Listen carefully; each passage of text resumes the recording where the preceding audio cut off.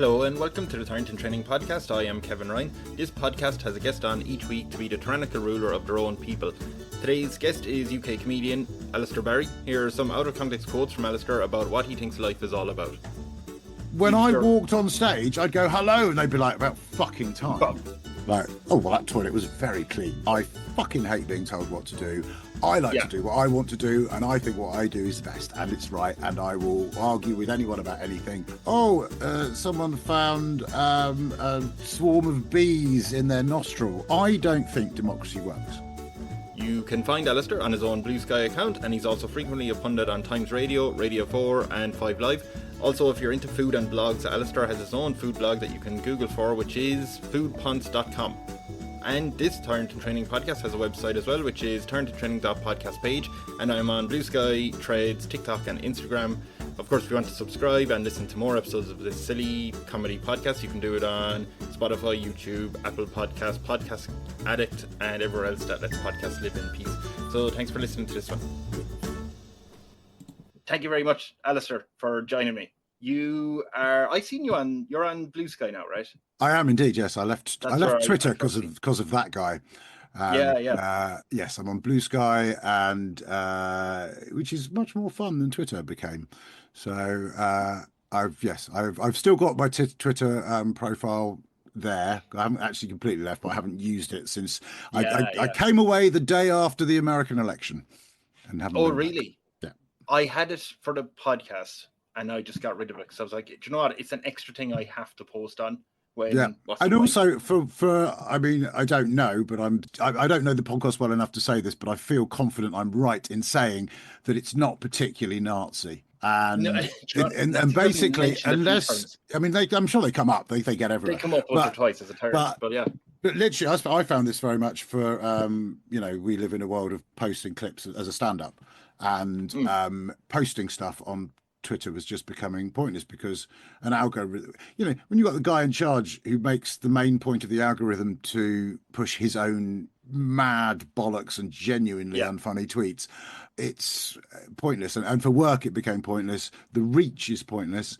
And also, it's just unpleasant, really. What I was wondering, is if you were in charge, like Musk is in America, let's be honest, but if you're in charge of your own country, is there any website in the world now that you would take over? It doesn't necessarily like you would have to make it a propaganda tool, but would you take over a website like they've taken over like Twitter or, Yeah. Oh, God, yeah, definitely. Massively. I would take over. I mean, this is the problem, again, with websites, is they're not defined to a country, which slightly undoes the premise of your question, because this is the greatest problem we have is these ludicrously wealthy people who make their money going, we're not in England. We're not in Ireland. We're not in America. We're everywhere. And so, like Amazon goes, well, no, we don't pay tax because we're actually a small office in Liechtenstein. And you go, and we all do it. I mean, we've all got an Amazon habit that we don't particularly want, but it's so fucking and so huge. And the thing about this is going back to being a cyber immigrant. When buying stuff on the internet first came along, everyone was like, "Oh, I'm not no." I wouldn't trust that. I wouldn't put my bank details online. Exactly, which is one of the reasons Amazon's returns policy is so good, because they knew that they had to be able to. If someone got something and went, "It's not what I wanted," if it was a fuss to get it back, they'd never come back. However, if you just go, "Don't like it," and you get a label and you put it back, and that was easy. That actually returning stuff makes you more likely to want to go and use it again. So they're very easy to use. Like Amazon is very good in that respect. Terrible on lots of fronts, but I mean, to me, it seems so clear that loads of people buy shitloads of stuff on Amazon. I do all the time. Yeah.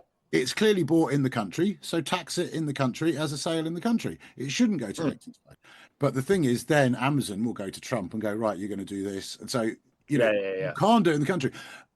Facebook's so mad. I've done quite a few clips recently that have gone a bit viral. I've just done one about my granddad isn't autistic. He's dead a long time ago, but it's a very short clip that's just done 2 million views in the last few days, And so I kind of need Facebook for my work. Truth. Yeah, yeah, But yeah. but you know, the what's it called? The Meta workspace or whatever. And it's just, I mean, if I was a rocket scientist, I could probably work out well, I just want a little simple social media platform where I put my clips up and I can chat to my Yeah. friends. But everything has to be more than that. Twitter, the problem with social media generally is it needs some form of overview. And that's what I take over. But then, then you end up with your own, uh, you know, government agreed computer social media saying everything's very boring. So it's a tricky balance. But unless Yeah. there is some oversight to the internet, we're in Yeah. deep shit. Yeah. Deep shit. And you think if you were running a country, you would be like, okay. And by the way, if you're running a country, the people who are on that island, they know what they're getting into. It's not like they wake up one morning and suddenly you're in control of things and they're like, hey, what's going on? So would you kind of set out straight away to the people, listen, there's going to be oversight. I am going to be watching what's going on, or my government will.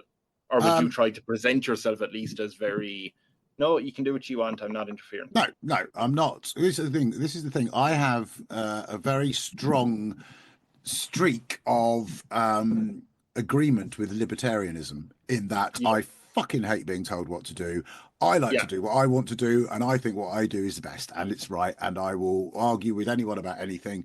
However, I'm not so stupid that I don't realize that people get shit wrong a lot of the time. And that is the problem with libertarianism. It's like, just leave me alone and it'll be fine. It's like, well, you know what? We can't just leave people alone, because then they'll drive at 150 miles an hour and knock people over.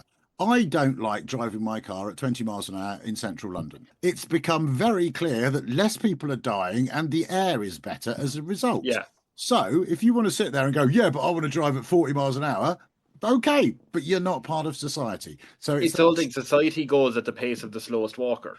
Like, well, if we can all the go... slowest walker's such a pain in the ass as well, isn't he? That's the problem. Yes. So, but this is the thing. It's something, I mean, I think it always comes back to the simple rule of life, which is don't be a cunt. So that's my kind of if I'm on an island as Supreme Dictator for Life of the island, that's my. I mean, if we could find what "don't be a cunt" is in Latin, just to make it look a bit more, respectable, possibly that would be the way to go. But if you've got a social media channel on my island, then share what you want. And if you want to disagree with someone, you disagree. But if you say to them, apparently if you drink water from that stream, you're going to poison yourself, so don't. And then that leaves them without water, you're being a cunt. So, by the way, I did check up the English translate. I mean, I'm using Google Translate. I was going to say, I don't imagine you had it.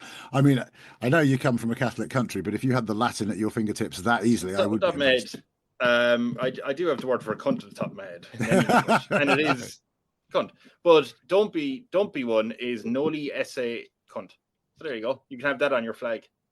Say that again. Noli Esse Cvnt. But also, wouldn't cunt? We could maybe do cunt with a V instead of a U to make it look a bit. Oh, that's lovely. Yeah. Okay. Well, we've got already the main thing is done. We've got a motto. The motto for the country. Do you know what you said there? You said Supreme Leader or Supreme Dictator of Supreme Dictator for Life of the world. Sorry.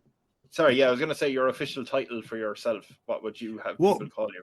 You see, this is again something I was thinking about this morning. Because basically a podcast about being in charge of the world is kind of like, it's the most common fantasy, and it's weird when you get someone like Boris Johnson, who literally from the age of bugger all wanted to be world king, and I mean it speaks to some deeply worrying psychological problems that man has, that he kind of pursued it to the extent and pursued it for its own ends, not because he wanted to do anything with it. And if you read up, I mean, there's a brilliant book on Johnson at 10 by Anthony Selden and another guy whose name I forget. And he's written 10 now is the address, not the age, just for people who aren't. Well, yeah. Well, Who aren't in England or he's must know. done May at 10. His one, Liz Truss one, is brilliant. He's a fascinating bloke, this guy, and he's written these brilliant books. They're very fair-handed, very even-handed, almost more damning because of how even-handed they are. Yeah. And the extent to which Johnson's madness of I'm the fucking Führer, and when I say actually Dominic Cummings this week said, as he was leaving, that Johnson said to him, you're probably right, and I've fucked up everything and made fucking terrible decisions everywhere, but and he actually what's the point of being fucking king if you can't make the wrong fucking decisions? And I'm like, that the entire point of being fucking king is you try and make the right decisions. That kind of insistence on I want to be in charge is a very human impulse, but you need to question why you want to do it. And surely we should go back to altruism, and that Douglas Adams idea that anyone who wants to be in charge shouldn't be allowed, absolutely banned immediately. Musk, Johnson, Trump, blah blah blah blah blah. Then I also thought of a cartoon I've always loved, which is Calvin and Hobbes. I've heard of that name. You never Calvin and Hobbes? I've heard the name.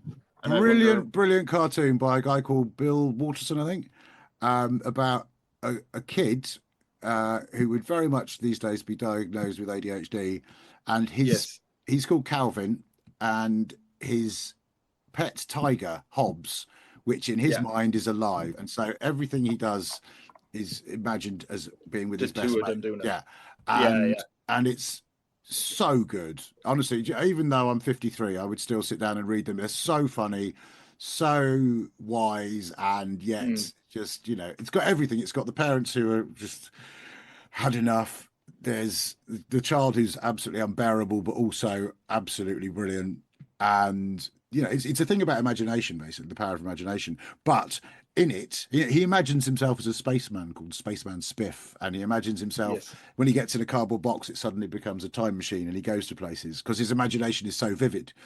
The other main character in the comic strip is a character who's a creation of his imagination, and he says, when I'm supreme dictator for life of the world, and that's where I got that from, because I've always so you're going off the comic strip. I'm going to go with Calvin on this. If I can't have the same ambitions as a hyperactive 5-year-old, I don't see what the point of the world is. So it's Supreme Dictator for life of the world. Yeah, we'll go with that. Perfect. And everyone has to say that and call you that when they meet you. No, God, no. They call me Al. Oh, okay. They just call you Al. They don't sing the song, because that would really annoy me. The Al song? Is this one they've made up? No, You Can Call Me Al by Paul Simon. I'm very bad at music. I can call you Betty. Yes. Betty, when you call me, you can call on the island. me. Yeah. I think if I'm going to be dictatorial at all, thing is, I love Paul Simon, but that song, just that song, it's I don't know if you have anything with, for instance, Kevin the teenager from the Harry Enfield shows ago. Oh God, I got a lot of Kevin in Home Alone. Yes, like anytime I'm on a plane, someone will go, Kevin. Yeah. Yeah. I get You Can Call Me Al, and it's just like, it's one of those things that happens to comics a lot. They kind of go, oh, you can use this when you're in a ludicrously unfunny social situation. Oh, I bet this will go into one of your sketches, and you're like, right, they're not called sketches, and I'm not going to use it because it's not funny. And they, someone's a bit touchy for someone who's meant to be funny. But is that? And You Can Call Me Al is it's just a song that people go, it's it, and you go, fucking hell. So if we're going to make some sort of arbitrary rules, we can ban that song. Although, so if a foreign diplomat comes in and says, "Oh, nice to meet you, Supreme Dictator for life of the world," and you say, "Oh, you can call me Al," and they light up as they're about to say, I'll go, you are exiled from the kingdom. I don't know. Again, don't be a cunt. So if he's trying to be nice, I'll play along with it. But I think if I'm allowed a couple, negotiations got harder.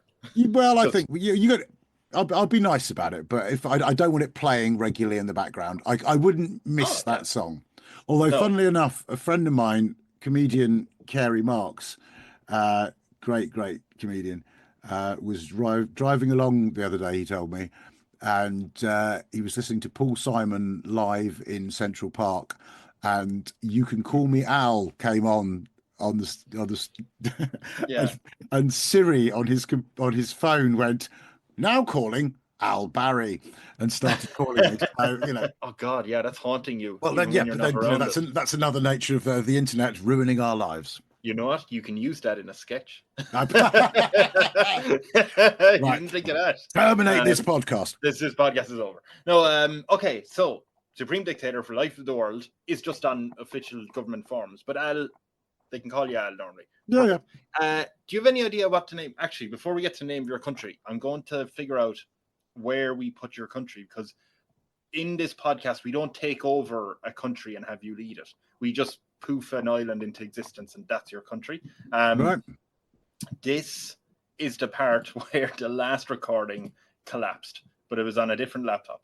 So I'm going to assume if I share screen, which should be here, and then I say, there we go. So you're in that window, then you should be able to see a map of the world.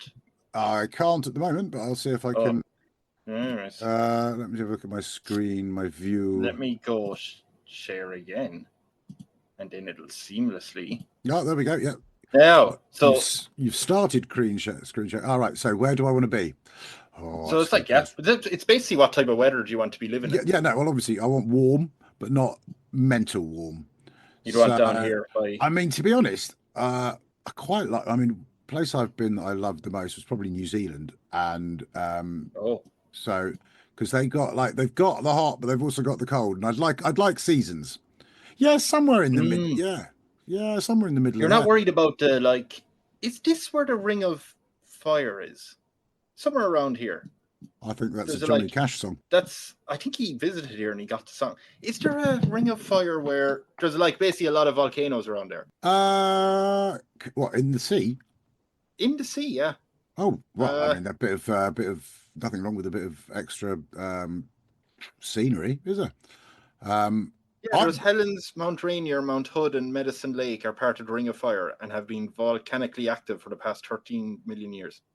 So if you want to be near them, that'd be great. You'll get plenty of cold. Yeah, but I mean, I'd like to be somewhere where it's nice and hot in the summer. There's a bit of winter, but not too cold. I'm presuming, yeah. So if you put it in, nicely put in between Victoria of Australia and New Zealand. Yeah, but there'd be a lot of people fly. I reckon a lot of people flying overhead. So what I would do is I'd put me above Auckland. Oh, but Brisbane's fucking hot, isn't it? I'd go, about there. Yeah. About that, yeah. About there. Yeah, just wondering. So, we can put you around there. Now, usually I say there is 10 million people on your island. Is that too much? That's a lot of people to fit. That's a lot to people to fit on that island. Oh, we're going to kind of bullshit this and say that no matter how many people is on your island, there's plenty of room. It's nice and spacious. Fine. I was going to say, maybe if you want to go to the right of New Zealand, that would be a good idea. But then also visiting other places might be quite New Zealand is about 5 million people. So we're just doubling that around here. So, we're just doubling that next to it. No one will be bothered. Next right to it. Yeah, we're taking the New Zealand people and we're cloning them as well. Yeah. We're doubling up. Okay, lovely. So while we put your island there, and don't worry, all the plumbing, all the electricity, that's all magically done. Good. Do you have any idea what name you would call the island? Oh, you see, that's a tricky one. I just thought about that. And the fact that it is an island, right, I think is interesting because if you were to read Jean-Jacques Rousseau's The Social Contract, which is a very famous philosophical work, which, like most very famous philosophical works, be it, the Communist Manifesto or whatever, imagining a kind of, or Utopia by Thomas More, and Spot the man who did philosophy A level. It's got lots of great ideas in it and quite a lot of bollocks. But the one thing about Rousseau, well, not the one thing, there was a lot about Rousseau that I liked, but the one thing I always liked that he said, if it's going to work, the world needs to be made up of small nation states, because if it's too big, there's just you can't rule it well, and it there's too many opinions, and while you're at one end of the country, so he wanted, and I think was it Malta was the perfect example for him of the sort of size of place. He wanted it small. He wanted it small, but obviously we've got 10 million people. We've got what we've got. So I think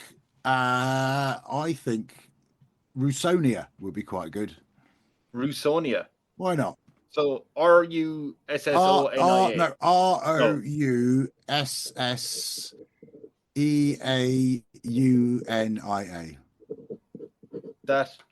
That's a perfect countdown. Letters to give on countdown. Well, there you go. And also, I mean, massively pretentious, which I think would suit my an air of would suit my rule.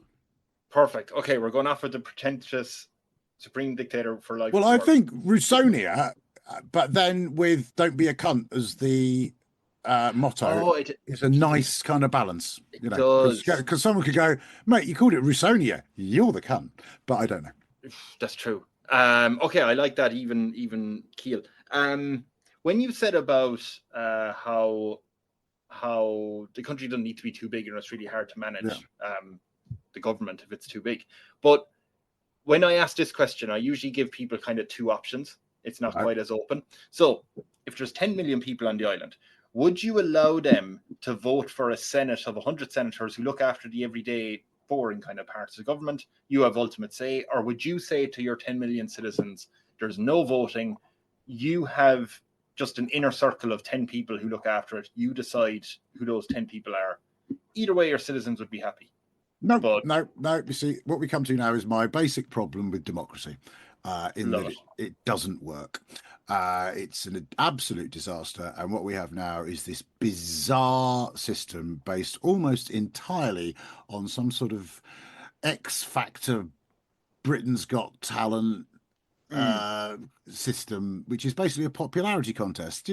Bill Clinton gets up and plays the saxophone and people go, that whole thing about American president. They don't want someone who knows what they're doing. They want and what's happened now disastrously, and this is very snobby, but as I'm going to be Supreme Dictator for Life of the World, I'm allowed to be a snob. Basically the powerful have mobilized the stupid. That's the problem we have, because there's people going, tariffs would be a great idea. He knows what he's doing. He's a businessman. You go, he inherited 400 million from his dad, which he spaffed up the wall, tied everything up into sort of basically legalities. That means he's a serial bankrupt. He's an abject disaster as a businessman. What he is he's very cunning. He's got a sort of nose for what works. He's hateful shit all the time, whether it's doing an impression of a disabled person or actually sort of putting transphobia in law or racism or whatever else he does. And there's people go, well, there are only two sexes. I'm with him. And you're mobilizing horrible people. So it's a popularity contest. That's the terrible trouble with American politics, is the amount of money you can spend on a campaign. Similarly, over here we've got Starmer paying heed to the Mail, and Farage, who's never had a fucking policy idea in his life, becoming popular because he tells it like it is. Pin Farage down on any detail and he's got no idea. So I don't think democracy works. However, I don't think dictatorship works either, even if it is a benevolent dictatorship. Even if Al is in charge. I think what you need is that, again, go back to that Brexit thing. Oh, well, I think people have had enough of experts. No, I want experts. We need experts to help us. And if what we get is information relayed to us in a sensible, objective way, different points of view, you can make an informed decision. So my plan to replace democracy as it is presently constituted is a kind of jury service kind of system, where people are, you're not in charge of the government now, but you are, it's your civic duty to come and be part of, let's call it a citizens' assembly. That's a kind of phrase for it that's often used. And we will get a wide range of experts acknowledged in their field who will massively disagree. But you will then make a decision in this committee with some other people who've been brought forward for what is the best way forward, and we will come to a decision that is reached by a coalition of opinions. I quite like this. Do you know what I would love to do with that as well? If it just as a suggestion. Apply it to the world, yes. I'd apply it to the world, but for the person who comes along doing their civilian duty, their jury duty or whatever, before they can kind of start, because if they're listening to the experts, right? So they listen to the experts about some sort of issue, and the experts all have different opinions on how to actually proceed with it. Before that everyday man puts in his 2 cents, they should have to do an exam on what they just heard. They can't just sit there and not listen and then go, I just put on a tariff. And you're like, you didn't listen to any of that. Did you understand what was being said? That's fine if you don't. Yeah. But you shouldn't. It's fine if you don't. I don't know. I think that's fair enough. I mean, because again, you come to that position where you end up, again, it's snobbery of going, well, you're just not clever enough to make decisions about something like this. But having said that, if someone's not listening or they don't give a shit, then they'll just go, oh. So I think some form of, I would say generally anyone can be made available for jury service.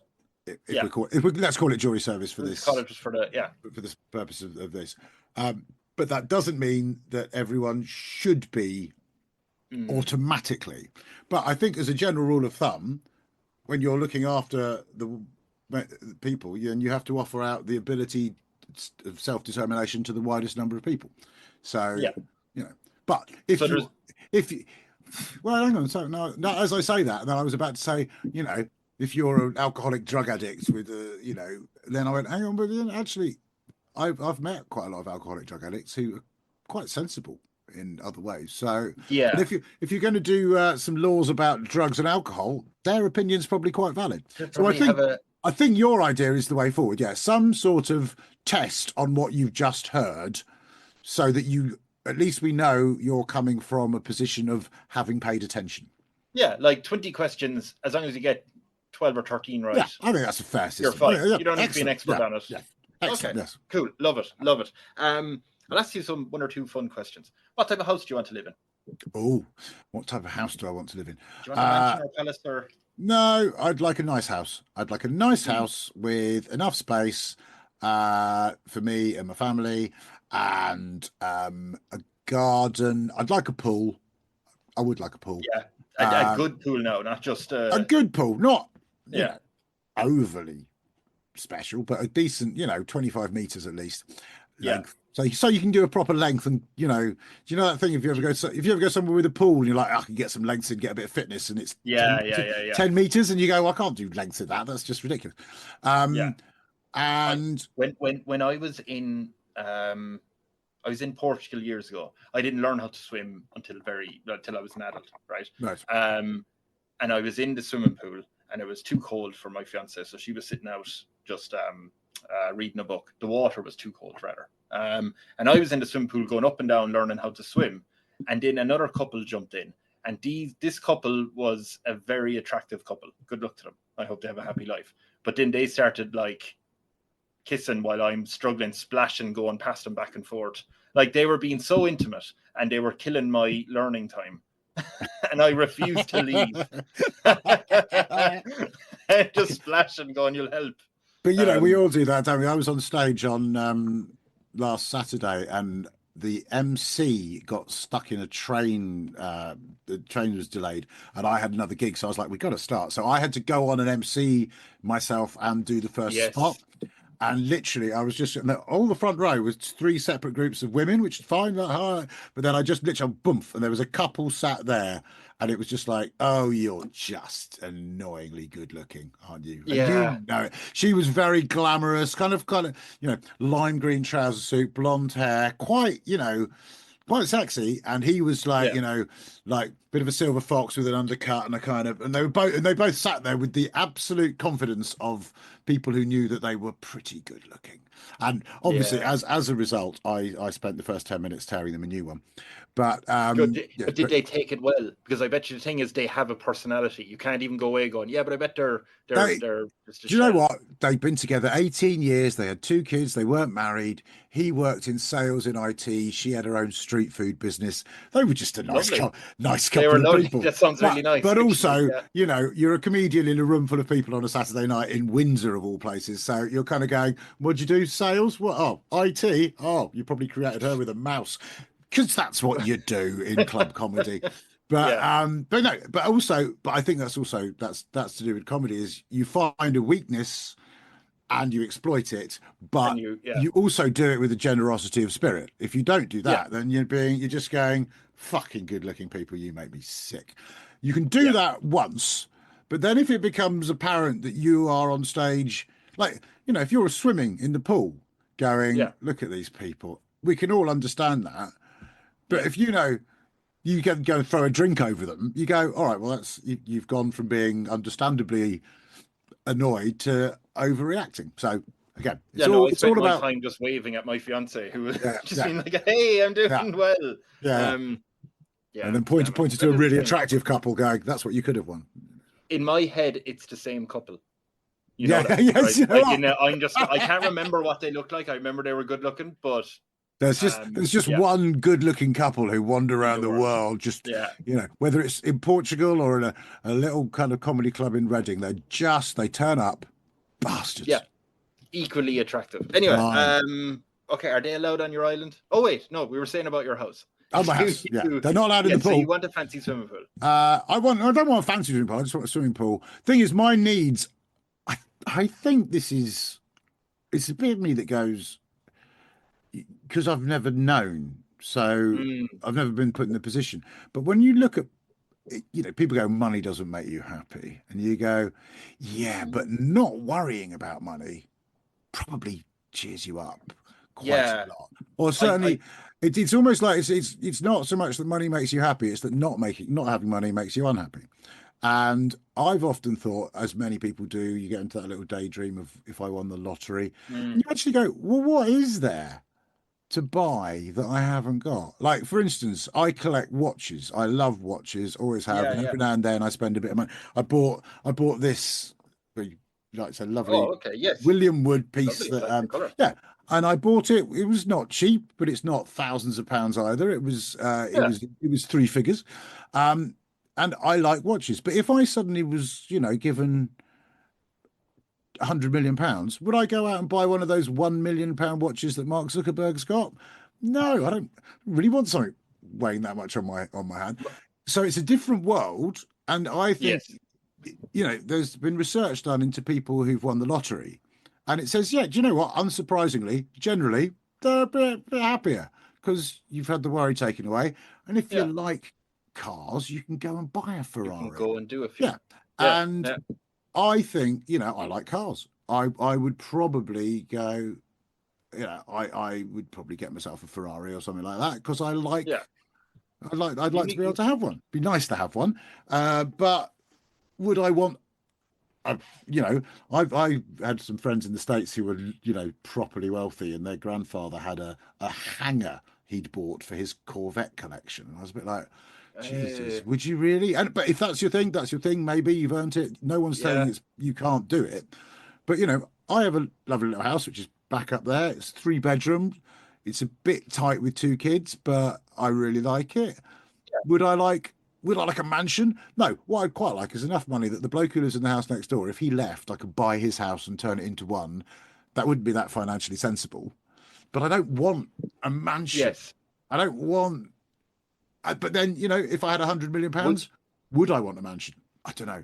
But if you're a ruler of this country, would you have a room full of watches? Does it have to be a big room? No, you just don't. I'd have a few watches because I've got a few watches. Yeah. But half the fun of it is that I got this watch that I'm talking about for half its price because it was second hand. And I buy all my clothes these days. I love wearing suits. I wear suits on stage. Yes. And I like good suits. And I wear a lot of Vivienne Westwood suits that cost like 1,200 quid or whatever. But I don't buy any of them new. because I like being able to go, I got this 1,200 quid suit for 200 What a quid. good deal. And I still don't think being Supreme Dictator for Life of the world would change that. What's the fun? No, you like a deal. What's the fun of walking into Vivienne Westwood's boutique on the island and going, bring me that one and that one and that one, and I'll have them all for free? Or I'll have them all for £1,200, but I'll just pay it out of petty cash. No. So would people see on your island the Supreme Dictator for Life of the world, or Al, walking into shops haggling? Like that would be no, I don't like haggling because I don't know that. No, I don't think so, because that would not be a good look. I don't think necessarily for the Supreme Dictator. I mean, if you're out for a deal, on his eBay account, which would probably be there, some form of eBay would be allowed. Under an assumed name, he would continue to do bids and see what he can get. Bit of fun. Yeah. Okay. I do have to ask. So, is there any unusual list that Rusonia would be on top of the world? So I don't mean like the best healthcare or the best, education, but is there any unusual list that Rusonia would find itself top of in the world? I think I would like to say, so it could be anything, any list of anything. Could be any sort of, like, when I say unusual list, like something that isn't, as I said, just like the richest or the happiest, or I was going to say, I was going to say sort of citizen contentment, which does sound terribly Orwellian, but I it sounds forced, all right. Yes, it does. Yeah. Citizen content. What is your citizen contentment rating? Badge. Pull up your socks. You're 9. No, no, I don't think there would, because I think a lot of those things. I mean, I have a big routine at the moment about. There was a survey last year that said that Britain was the second most miserable nation on the planet. There was one in 2009 that said we were the most miserable nation in Europe, and I've got a whole thing about how Britain quite likes being miserable. And because I did that, did a bit about it in America, in New York, and I said, survey out. This is years ago. I said, survey just out. Apparently, we're the most miserable nation in Europe, and an American response was like, "Oh my god." I think if you said it in Ireland, if you said Ireland was the most miserable nation in the EU, they'd be like, "No, we're not." But if you said Ireland likes a good fucking moan, they'd be like, "Ah, yes, we do." So I think all of these surveys that you get are they're just like to fill up time. They're a bit like, I'd like to think it might be the least surveyed nation on the least surveyed country, or the most skeptical, due to being most skeptical. Very good. Yeah, I like that. You don't. But it's also due. I mean, on a sort of more practical level, have you noticed the way that in recent years, again, since the sort of arrival of the internet, every time you make a purchase, every time you get a fucking parcel delivered, they go, "How was it for you?" You go, "Well, it arrived." It's like, I mean, my friend Dominic Holland always had a good bit about his electricity supply, going, "Are you happy with your electricity supply?" And he goes, "Well, it's pretty quick." You press a switch and it comes on. And I always love that joke. And I think that's the thing about, I almost make a policy of not answering any of these surveys, because as far as I'm concerned, the one truth is that customer service has markedly deteriorated since you started having to tell everyone what you thought of customer service. We are experiencing a very high volume of calls. Well, put more fucking people on the call center then, as opposed to, So, I think the least surveyed nation would be something that would add to the sum of human happiness on Rusonia.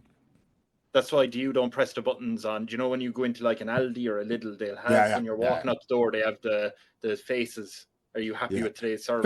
Although, do you know what? If I walk past one of those and I have had a particularly good interaction, I sometimes do. Like, oh, well, that toilet was very clean. Boom. But actually, the whole idea of it, it's very rare I do that. Then I slightly go, why did you do that? Because, like so many things in the modern world, you're given the opportunity to do these things, and you go, why should I have done that? Why did I waste my time on that? Yeah. And I'm just feeding into, the fact that I've actually said, well, it's a positive. It means that someone thinks it's a good idea to spread that to more places. Like yesterday, I very nearly attacked a automated till at the supermarket, and I sort of feel almost by using them, I'm encouraging that kind of behaviour. I'd like to go. Said you almost attacked it. I almost attacked it. When I say encouraging that kind of behaviour, I mean encouraging using it. Not the attacking. Not the attacking. Okay. I think everyone, because I was there going, right, it won't accept my plastic bag that I've put down, that again, I have to pay for my plastic. I have to bring my plastic bag, which is good. I know it's a pain in the ass, but I have to bring it so that we're not making extra plastic bags. And I buy one, so it's helping the planet. But then I put it on your fucking scale and it won't understand it's there. So I'm already getting angry.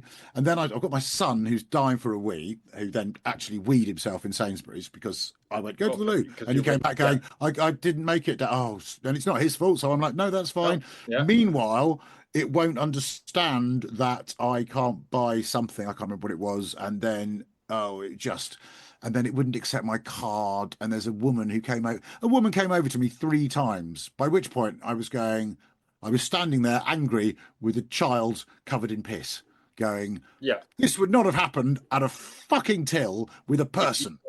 And it's going to be done so much simpler. Yeah. And I mean, it's hilarious now that if you've read this thing that they're now having to put a lot more people on the automated tills because the cost of living crisis means more people are shoplifting. And so it's now, but it's quite inefficient to do that. So, and you're just going, the removal of human interaction is becoming a bigger and bigger problem, I think. Yeah. And the frustration as a result. I did a show in Edinburgh years ago, 2004, where, funnily enough, my ex-wife, who was from Cork, Irish, she was an actress, and she did a voiceover for me, and she was very good at it. Yeah. And the voiceover was while the audience were coming in. And there was a song called Telephone Thing by The Fall, who are one of my favourite bands. And then there was her voiceover going, thank you. The show was called Choice. And it said, thank you for choosing Choice. Your show is being held in a queue and your comedian will be with you shortly. And then it would go back to playing the song. And then it would go, thank you for continuing to hold. Your attendance is important to us. And it was 3 minutes. And it was only there. I thought it was a really funny idea. It's only there as the audience came in. So something would have been playing. So they were actually getting extra comedy, I thought. But the thing is, and this is possibly slightly self-aggrandizing, but she recorded it so well and I had written it so well that what I actually did was created an audience who were in that sort of feeling of fury. They were primed to. When I walked on stage, I'd go hello, and they'd be like, "About fucking time." Fuck it. Right, I have a problem with my phone. Yeah. I had to change, and a friend of mine, a great Australian comic, Steve Hughes, after about 2 weeks, just said, "Fucking change it, mate. All you're doing is fucking complaining about it. It doesn't work. Fucking change it." But I knew it worked. That's the thing. I knew it worked. It's just what working meant was different to what I thought working would mean. Jesus. Yeah, you had them riled up. I pissed them off, and it was the worst Edinburgh I've ever done for a number of reasons. There was a big fuss that year because the Pleasance, one of the big venues, put a best of show on at 9 o'clock at night, so there was no audience. Really established comedians were getting very little audience. I was playing to like single figures in weekdays. Everyone was having a really tough time, and I compounded it. And the thing was, it was a weird show because so much of the show had worked in the clubs and everything, and then and basically what I got off on the wrong foot with them. I would kind of win them back, but I was convinced it was a great show, but it just didn't work. And in the end, end, when you've done 28 shows and the majority haven't been great shows, you've got to take it on the chin and go, it wasn't a great show. I remember one show worked so well, and I came out and this woman just looked at me and went, that was exquisite. And I was kind of like, thank you. That's what I wrote. Thank you. I mean, come on. Actually, yeah, exactly. But one person getting it over a month ain't really what you need. And but I always remember that because I sort of didn't want to let go of it because I spent a lot of time writing it and recording it, and it worked so well. It completely pissed off the audience. So I was going to say, one of the questions I was going to ask you was, and this might actually be it, is that you hear but maybe one of your advisors tells you that a scandal is about to break out involving you. It's a light entertainment podcast, so it doesn't have to be anything serious. But the scandal is going to drop. I thought you meant the scandal was a light entertainment podcast. You're going to be light featured. Podcast. That in this universe on Rusonia, your approval rating goes down from 94% to 71%. So people just aren't happy. It's kind of like in America when they had Barack Obama doing the tan suit. That was a scandal. So your advisor would say, hang on, wait. Was that when when he had the tan suit? A tan suit, and they didn't. They said it's like when he wore a bike helmet, and they're like, "Is that what you want from a president? Is that presidential? A man who wears a helmet, who's scared of falling off his bike?" Yeah. Okay. Right. Yeah, so something like that. But your advisor would say, would you be willing to go onto the nightly news, sort of like a Frost-Nixon scenario, right? Sit down with the top journalist in the country and explain yourself, like why you did this scandal. The great thing is you get to pick what the scandal is. Well, you see, the thing is, I'd probably turn up to the interview in a tan suit wearing a bike helmet. But right, and people would get, do you reckon your citizens would get that reference? Would they possibly not. But no, I would so they're just like... But I think I would actually go back before I'm offered the scenario that you have just sort of said. I think one thing I always admired Roosevelt for was fireside chats, and basically sitting down and going, I'm doing this because this, and that's why. And I think we've lost that now. If you look at go back to Johnson, actually, because it's such a great example during COVID. Like him standing there going, the rule of, is it, you just go, fuck off, mate. You made the rules. We didn't even know at that point how badly he was breaking them, but we could have guessed. And whereas you saw Nicola Sturgeon, whatever you think of her, I don't care, was a much more kind of like, right, that's what we're doing. There we go, da-da-da, la, blah, blah. And I quite like the fact, there was I had a tweet that went viral because I said, I'm really glad Nicola Sturgeon's... I'd like Nicola Sturgeon to resign, not because I want her to, but because Boris Johnson normally does the same thing 2 days later. And it went a bit viral. But that thing of talking to your You would talk directly to the people. When you watched Johnson do, it doesn't help that I despised him viscerally beforehand. But when he came on and went, we are going to have to stay indoors, I'm going to have to do this, blah, blah, blah. It wasn't the fact, it was the fact I already had no faith in him. But, if you're, every time you speak to the public, you're doing so in a formal setting to say you can't do something or you can't, then I think you haven't got any communication. Whereas I think it would be an ongoing principle of my dictatorship that I had communication with my people all the time. Not all the time, because it's boring. No one wants to hear you that much. The reason we've dug a new road on the South Tip is because that was happening and that was happening, and explaining why things were happening, so that you wouldn't have a press that would go, oh my God, he's wearing a bike helmet. Oh my God, what a dick.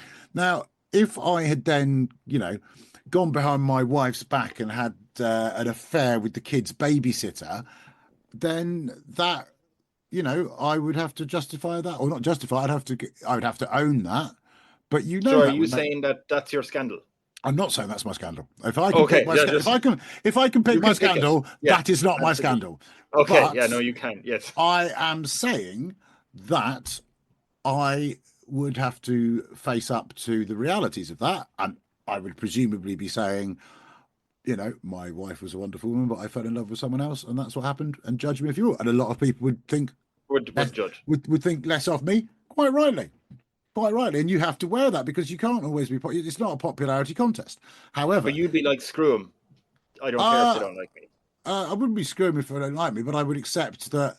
I would say that probably had little bearing on my ability to be a decent dictator. But having said that, it's all about making decisions, and that was a bad decision. So can you justify it? However, if I get to pick my scandal, but I wouldn't. It's not a sex scandal. Are we ruling that sort of it? I think no, it's not a sex scandal. Okay, money scandal. Yeah, but then You're if hesitating. because if I did something wrong, then I would have to own Pay the it. money back. Yeah, but I mean, I wouldn't be wanting to. If I'm a supreme dictator for life of the world in Rusonia, um, I don't think I would want to fuck it up by pinching money from anyone. Do you think it's just something like you maybe have called someone a cunt that probably didn't deserve it? Like someone very popular in the country, popular celebrity, that you went, they're a bit of a cunt, and they went, hey, we love for some reason Jake Paul. Yeah, I think that's okay. That'd be all right. That'd be fair enough. Yeah. Okay. Yeah. I made a joke that was, not in good taste. It was bad. Yeah, just didn't sit well with whoever. And yeah, I called them a cunt. And and as the man who coined the famous motto of Rusonia, which is of course, don't be a cunt. But it's Noli Esse Cvnt. Noli Esse Cvnt. Then I've been a bit of a one, and I'm sorry. And then I would fess up to that. That's fair enough. Yeah, I know. I like the idea of just fessing up immediately. You don't need to sit down interview because they can be tough questions as well. So, what everyday item in your world now do you want banned in Rusonia? Is there any pet peeve or anything you want banned? You're like, look, we don't need that. That's a very good one.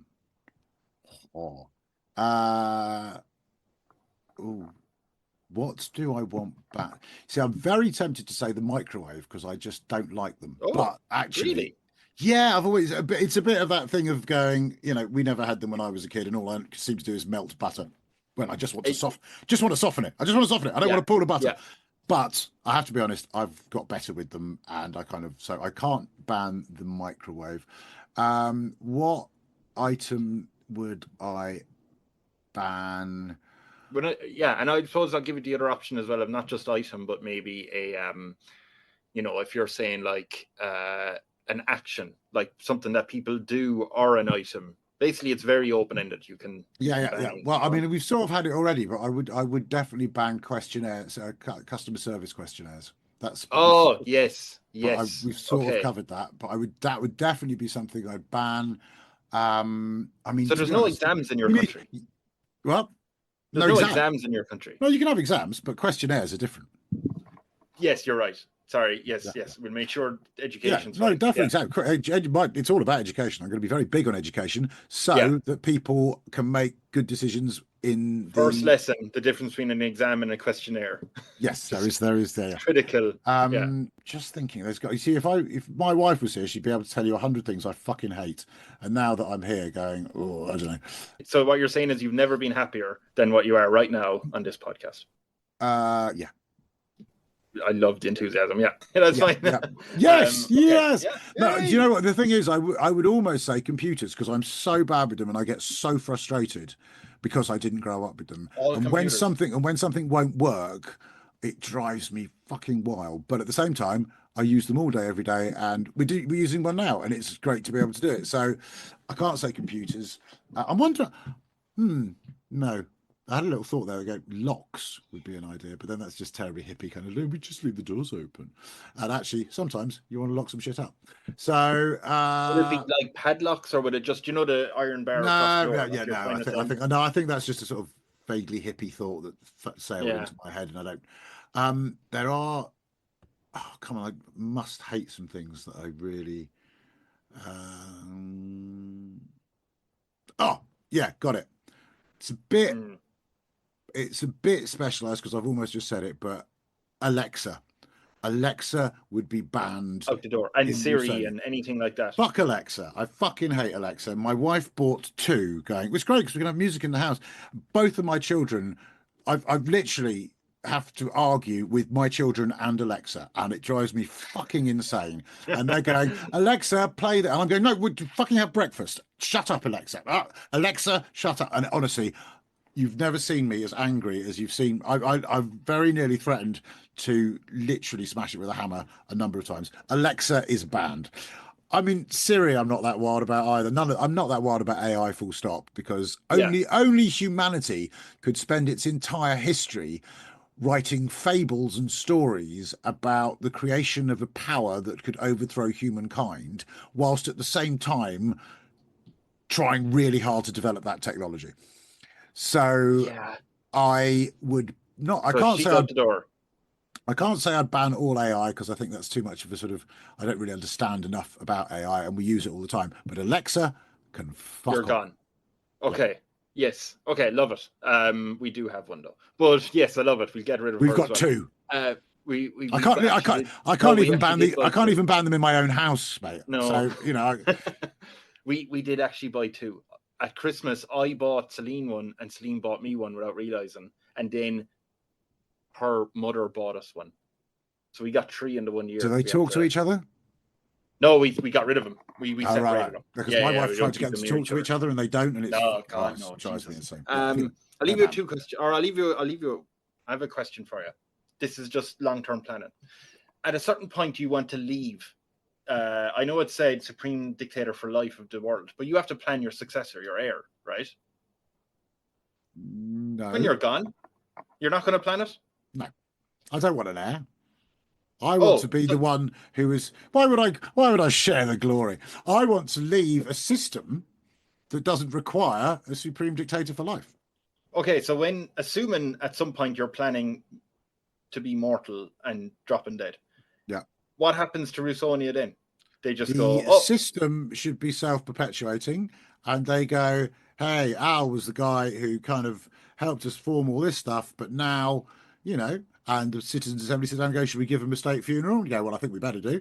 And but why? What's the point? Like, who's going to care? Well, they could just dump you into the ocean and be like, they could just dump me into the ocean. But you know what? Yeah. A nice funeral's a nice time for it. I went to my uncle's funeral a couple of weeks ago, and it was a genuinely joyful occasion. So yeah, but I don't feel the need for a successor, because what you're doing then, really, even though we said Supreme Dictator for Life of the world, it's a kind of tongue-in-cheek title, which I hope people will recognise. Yes, I don't think that if you have a successor, then what you're creating is a monarchy. Okay. Yeah, no, I was going to say, but wait, the US isn't a monarchy. By the time this comes out, we'll see how that. Well, yes, exactly. Goes. A, we'll see how that goes. But B, there is still something called an election, and you can anoint a successor. As you know, I mean, technically, the Democratic Republic of North Korea is not a monarchy, but they have had three people in a row in charge from the same family, which sounds pretty monarchical to me. That's fair. Okay, so you were just saying, look, as soon as I'm gone, you'll manage. Yeah, hopefully we put things in place that are all right, and the committee will carry on working in a good way. Okay, well, but the great thing is, because Supreme Dictator for Life of the World is too long a title, I can just call you Al now again. Al, where do people find you online and offline and everywhere else? Online, you'll find me on the usual socials. It's Alistair Barrie with an IE. I'm not on Twitter anymore, as we've established, but I am on Bluesky, and I am on Instagram.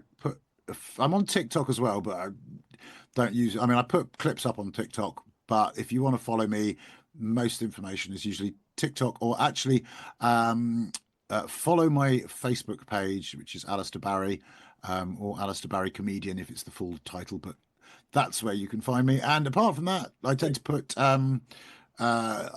where I'm gigging on those channels on a regular basis, so you'll find me there. I'll probably be touring next year, and I'm also on Times Radio quite a lot, and various other things. And social media, go for your life. Perfect. Thank you very much. And everyone else, thanks for listening, and see you next week, I assume. Bye. Bye. Absolute pleasure. Thanks for having me. Cheers. Thanks very much.